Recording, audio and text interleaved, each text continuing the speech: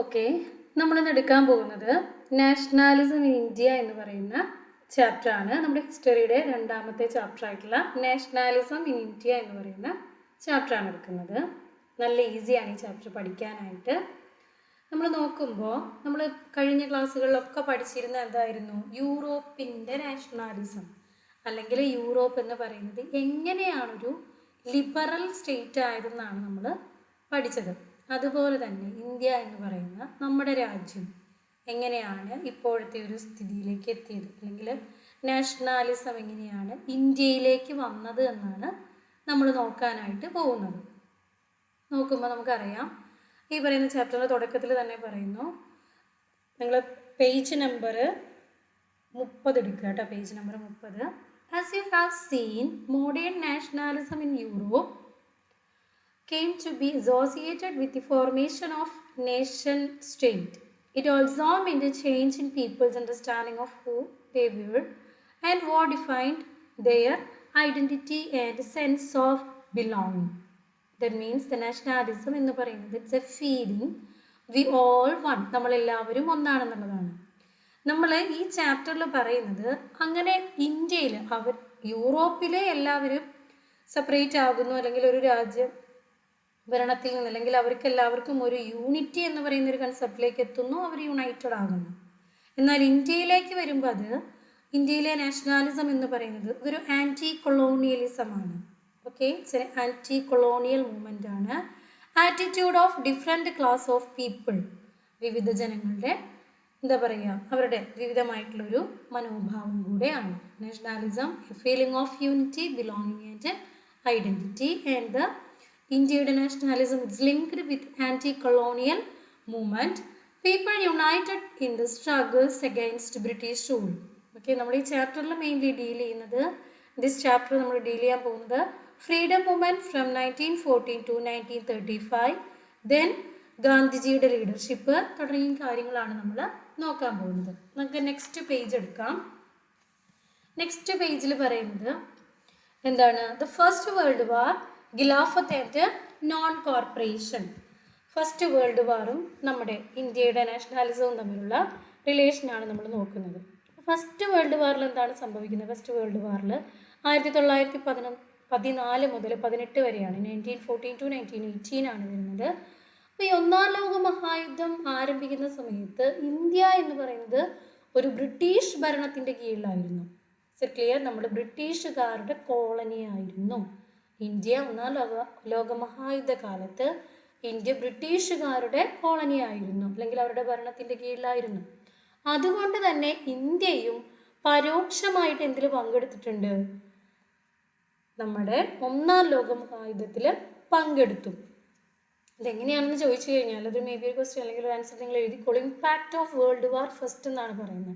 ഇമ്പാക്റ്റിൽ എന്തൊക്കെ വരുന്നുണ്ട്? 1914 ഇന്ത്യ ബ്രിട്ടീഷുകാരുടെ കോളനി ആയിരുന്നു. അതുകൊണ്ട് തന്നെ നമുക്ക് എന്തുണ്ടായിരുന്നു? ഒരു ഇൻഡയറക്റ്റ് പാർട്ടിസിപ്പേഷൻ ഉണ്ടായിരുന്നു. എങ്ങനെയാണ്? പ്രതിരോധ ചെലവ് ഫസ്റ്റ് നമ്മൾ നോക്കുക. ഡിഫൻസ് എക്സ്പെൻഡിച്ചർ ഇൻക്രീസ്ഡ്, പ്രതിരോധ ചെലവ് വർദ്ധിച്ചു. ഈ പ്രതിരോധ ചിലവ് അല്ലെങ്കിൽ ഡിഫൻസിൻ്റെ എക്സ്പെൻഡിച്ചർ വർദ്ധിക്കുമ്പോൾ വലിയ തോതിൽ എന്ത് വേണം? പൈസ കടം വാങ്ങുകയും പിന്നെ പുതിയ നികുതികൾ ഇവിടെ ഏർപ്പെടുത്തുകയും ചെയ്തു. ആര്? ബ്രിട്ടീഷുകാർ. നമ്മൾ ബ്രിട്ടീഷുകാരുടെ കോളനി ആയിരുന്നല്ലോ. പിന്നെ രണ്ടാമത്തെ കാര്യം എന്ന് പറയുന്നത് പ്രൈസ് കൂടി. ഓരോ സാധനങ്ങളുടെയും വില ഭയങ്കരമായിട്ട് കൂടി. വിലക്കയറ്റം എന്ന് പറയുന്നുണ്ടായി. 1913 മുതൽ 18 വരെ വിലകൾ ഇരട്ടിയായി. സാധാരണ ജനങ്ങൾക്ക് വലിയ സാമ്പത്തിക ബുദ്ധിമുട്ടുകൾ നേരിടേണ്ടി വന്നു.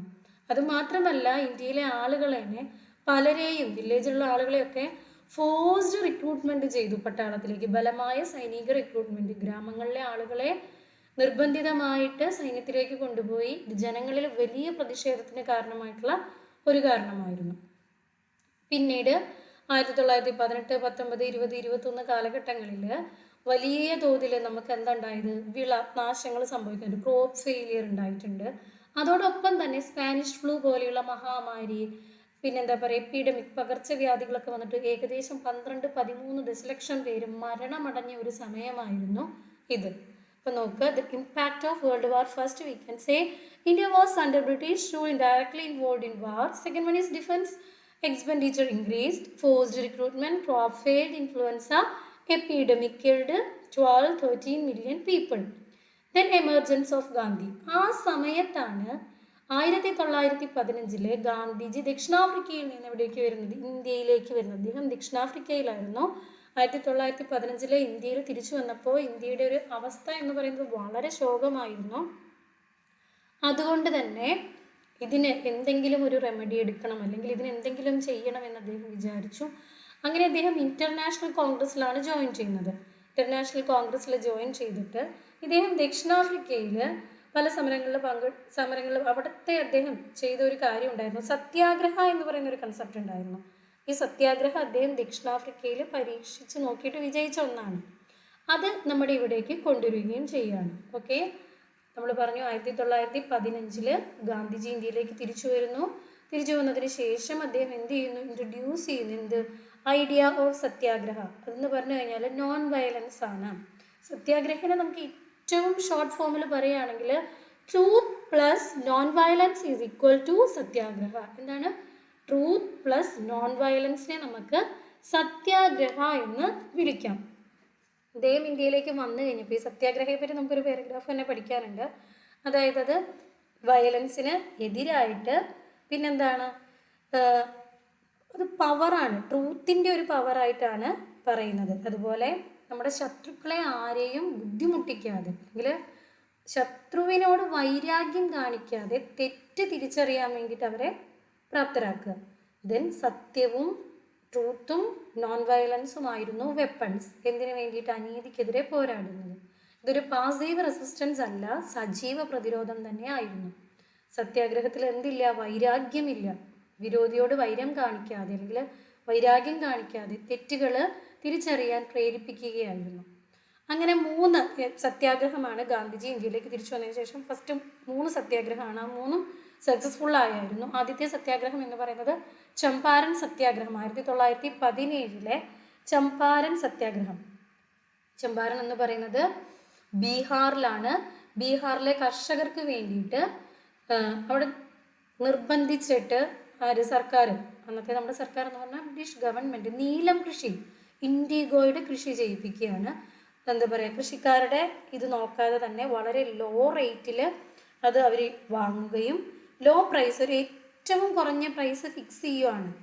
ഇതിനെതിരെ ചമ്പാരനിലെ നീലം കൃഷിക്കാർ ഇറങ്ങുകയും അവരോടൊപ്പം ഗാന്ധിജി കൂടുകയും സത്യാഗ്രഹത്തിലൂടെ അവരുടെ കാര്യങ്ങൾക്ക് വേണ്ടിയിട്ട് അതിനെ വിജയിപ്പിക്കുകയുമായിരുന്നു ചമ്പാരൻ സത്യാഗ്രഹം. ഓക്കെ, മഹാത്മാഗാന്ധിയുടെ ഫസ്റ്റ് സത്യാഗ്രഹമാണ് establishing his philosophy of non violence resistance.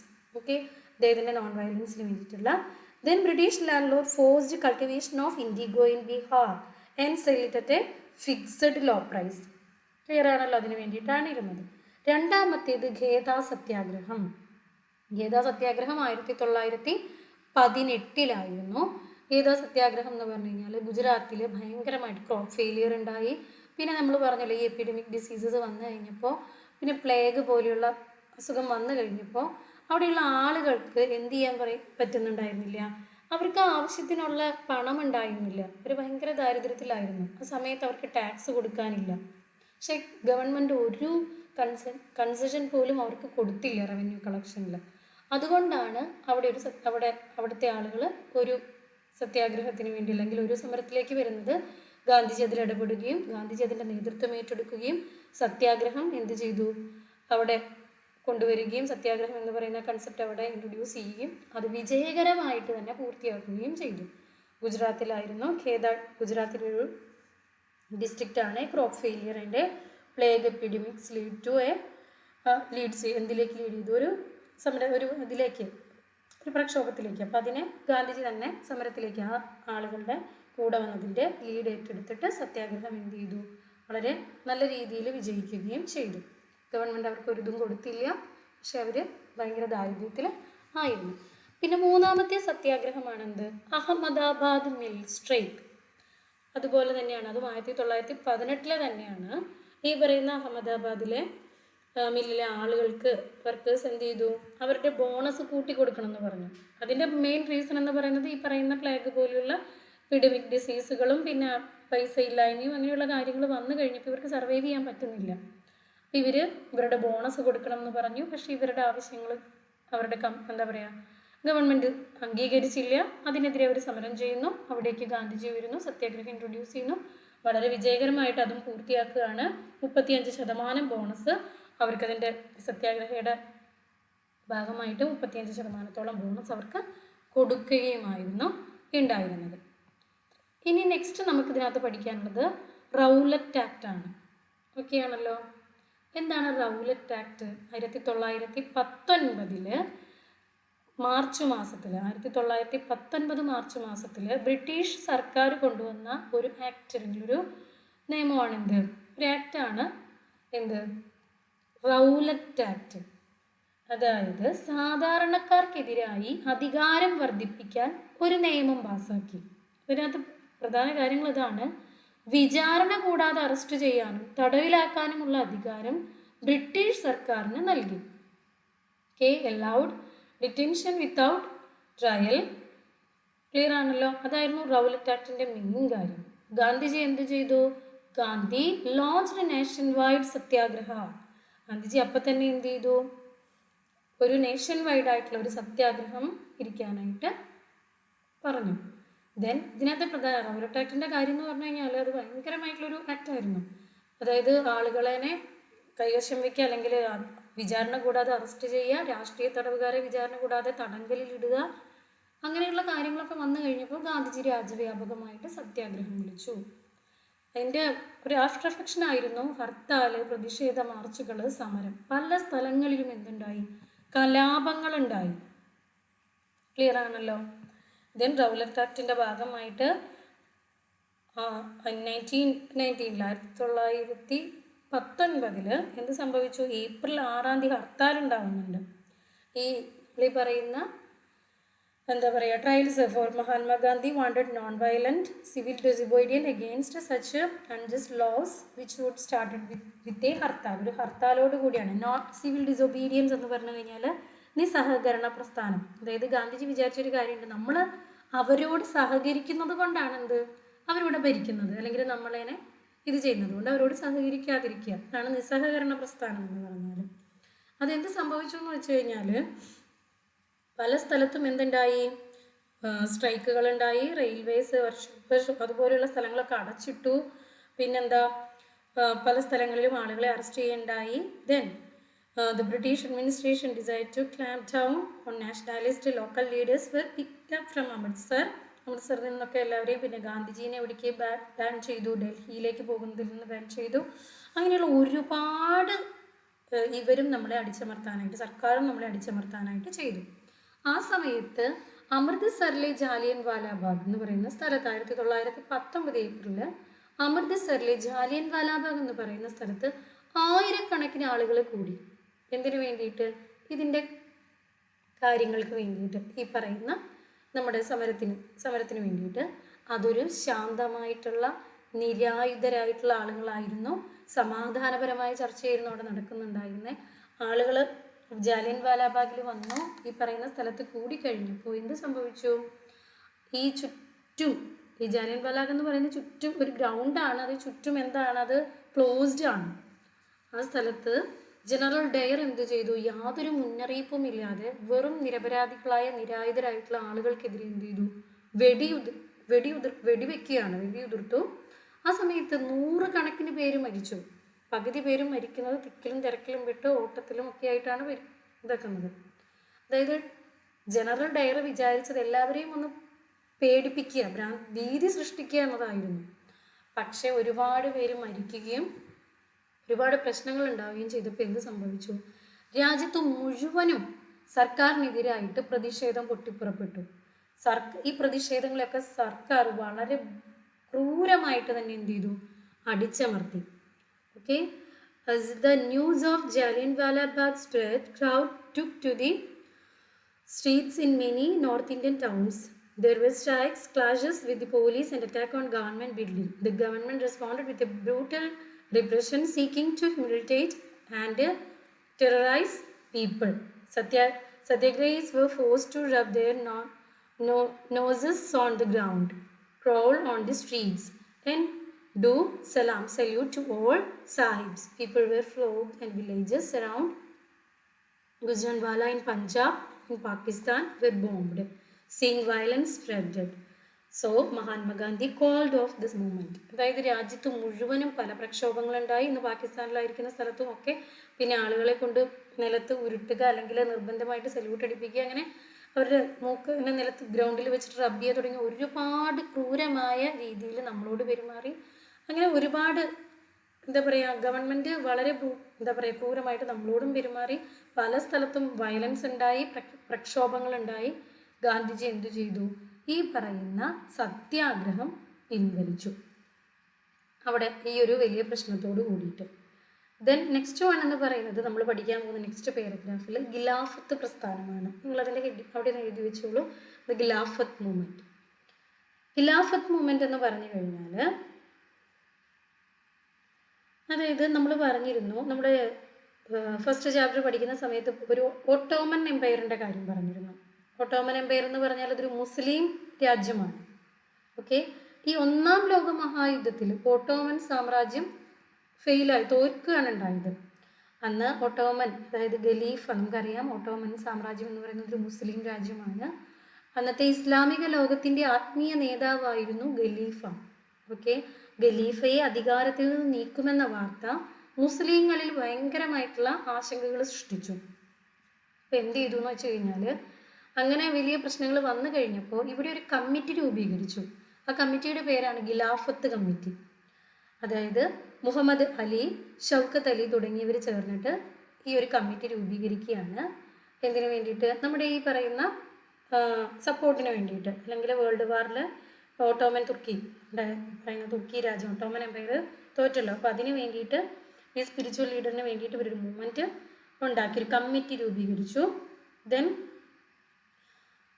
Khilafat committee form ചെയ്യുന്നത് ബോംബെയിൽ വെച്ചിട്ടാണ്. മാർച്ച് 1919 എന്ത് ചെയ്യുന്നത്? ഫോം ചെയ്യുന്നത്. Khilafat committee was formed in Bombay in March 1919.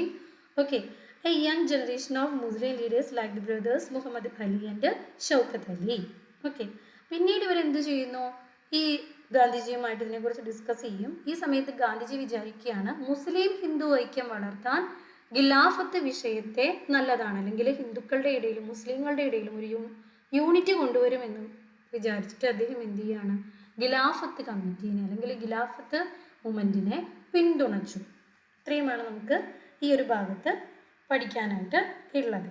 Okay, and last one is എന്ന് പറയുന്നത്, at Calcutta session of the Congress in September 1920 he convinced other leaders of the need to start a non-cooperation movement in support of Khilafat as well as for swaraj. അതായത് സ്വരാജ് എന്ന് പറയുന്ന ഒരു ആശയം ഉണ്ടായിരുന്നു. സ്വരാജ് എന്ന് പറഞ്ഞു കഴിഞ്ഞാൽ പൂർണ്ണ സ്വാതന്ത്ര്യം. അപ്പോൾ പൂർണ്ണ സ്വാതന്ത്ര്യം എന്ന് പറയുന്ന ഒരു ആശയം കൈവരിക്കുന്നതിന് വേണ്ടിയിട്ട്, അല്ലെങ്കിൽ ഖിലാഫത്തിനെ സപ്പോർട്ട് ചെയ്യുമ്പം നമുക്ക് സ്വരാജിനെ, പൂർണ്ണ സ്വരാജ്യം അല്ലെങ്കിൽ പൂർണ്ണ സ്വാതന്ത്ര്യം കിട്ടുക, അല്ലെങ്കിൽ ഖിലാഫത്ത് കമ്മിറ്റി, ഇങ്ങനെയുള്ള കാര്യങ്ങൾക്ക് വേണ്ടിയിട്ട് അദ്ദേഹം എന്ത് പറയുകയാണ്? നോൺ കോർപ്പറേഷൻ മൂവ്മെൻറ്റ് ആവശ്യമാണ് എന്ന് അദ്ദേഹം കൺവിൻസ് ചെയ്യിപ്പിക്കുകയാണ്. എവിടെ വെച്ചിട്ട്? നമ്മുടെ കോൺഗ്രസിൻ്റെ തന്നെ കൽക്കട്ട സെഷനിൽ വെച്ചിട്ട് 1920 സെപ്റ്റംബർ 1920 നടന്ന കൽക്കട്ട സെഷൻ ഓഫ് കോൺഗ്രസ്. അത് ഇച്ചിരി ഒന്ന് നോട്ട് ചെയ്ത് വയ്ക്കുക. ഓരോ സെഷൻ ഓഫ് കോൺഗ്രസ്സുകളും അതിൻ്റെ ഡേറ്റും അതിൻ്റെ അതിൻ്റെ എടുത്തിട്ടുള്ള കാര്യങ്ങളും തീരുമാനങ്ങളും നിങ്ങളൊന്ന് നോക്കി വയ്ക്കുക. അത് കുറച്ച് ഇമ്പോർട്ടൻ്റ് ആണ്. Next one is why non cooperation. എന്തുകൊണ്ട് നോൺ കോർപ്പറേഷൻ? നോൺ കോർപ്പറേഷൻ എന്ന് പറഞ്ഞു കഴിഞ്ഞാൽ നിസ്സഹകരണ പ്രസ്ഥാനം. ഗാന്ധിജിയുടെ ഒരു in his famous book Hind Swaraj 1909 Mahatma Gandhi declared the British rule was established in India with the cooperation of Indians. Gandhiji അദ്ദേഹത്തിൻ്റെ ബുക്കായിട്ടുള്ള ഹിന്ദ് സ്വരാജ് 1909 ഇതിന് ഡിക്ലെയർ ചെയ്തൊരു കാര്യമുണ്ട്, നമ്മൾ ബ്രിട്ടീഷുകാരോട് സഹകരിക്കുന്നത് കൊണ്ടാണ് ബ്രിട്ടീഷുകാർ ഇവിടെ എന്ത് ചെയ്യുന്നത്? സർവൈവ് ചെയ്യുന്നത്. അപ്പോൾ ആ ഒരു സഹകരണം നമ്മൾ എന്ത് ചെയ്യുന്നു? മാറ്റുന്നു. അല്ലെങ്കിൽ ആ സഹകരണം നമ്മൾ പിൻവലിച്ചാൽ ഇവർക്ക് എന്ത് ചെയ്യാൻ പറ്റില്ല? ഇവിടെ നിലനിന്ന് പോകാനായിട്ട് പറ്റില്ല എന്ന് ഗാന്ധിജി പറയുന്നു. ക്ലിയർ? അതിൻ്റെ എയിം, അല്ലെങ്കിൽ ഈ നോൺ കോർപ്പറേഷൻ മൂവ്മെൻറ്റ് 1922 ആണ് വരുന്നത്. 1920 മുതൽ 1922 വരെ. ഇതിൻ്റെ മെയിൻ എയിം എന്ന് പറയുന്നത് എന്താണ്? Make British rule collapse peacefully ആയിട്ട് ബ്രിട്ടീഷ് ഗവൺമെൻറ്റിനെ കൊളാപ്സ് ചെയ്യാനുള്ളതായിരുന്നു. ഓക്കെ, അതിന് പല സ്റ്റേജുകൾ ഉണ്ടായിരുന്നു. ആദ്യത്തെ ഘട്ടം എന്ന് പറയുന്നത് സർക്കാർ നൽകിയ ബഹുമതികളും പദവികളും ത്യജിക്കുക എന്നിട്ടുള്ളതായിരുന്നു. ഗവൺമെൻറ് നമ്മളെ ആദരിക്കാൻ വേണ്ടിയിട്ട് ബ്രിട്ടീഷ് ഗവൺമെൻറ് തന്നിട്ടുള്ള ബഹുമതികളും പദവികളും എന്ത് ചെയ്യുക, ത്യജിക്കുക. രണ്ടാമത്തെ കൺസെപ്റ്റാണ് എന്ത്, ബോയ്ക്കോട്ട്. ഫസ്റ്റ് വൺ നമ്മൾ എന്ത് ചെയ്യുന്നു, ത്യജിക്കുന്നു. സെക്കൻഡ് ബോയ്ക്കോട്ട് ചെയ്യുന്നു. ബോയ്ക്കോട്ട് ചെയ്യുന്ന ബഹിഷ്കരിക്കുക, നമുക്ക് വേണ്ട, നമ്മൾ സർക്കാർ ജോലികളെ വേണ്ടാന്ന് വയ്ക്കുന്നു, സർക്കാർ അവരുടേതായ സർക്കാർ സ്കൂളുകളിലേക്ക് നമ്മൾ പോകുന്നില്ല, നിയമസഭ, വിദേശ വസ്ത്രങ്ങൾ തുടങ്ങിയ എല്ലാ കാര്യങ്ങളും എന്ത് ചെയ്യുന്നു, നമ്മൾ ബോയ്ക്കോട്ട് ചെയ്യുന്നു. Is clear? Then 1920 December Nagpur Congress സമ്മേളനത്തിലാണ് ഈ പറയുന്ന സിവിൽ ഡിസൊബീഡിയൻ മൂവ്മെൻറ്റിനെ അംഗീകരിച്ചു. 1920 വർഷം ഓർത്ത് വയ്ക്കുക, ഡിസംബർ മാസത്തിൽ നാഗ്പൂർ കോൺഗ്രസ് സമ്മേളനത്തിൽ.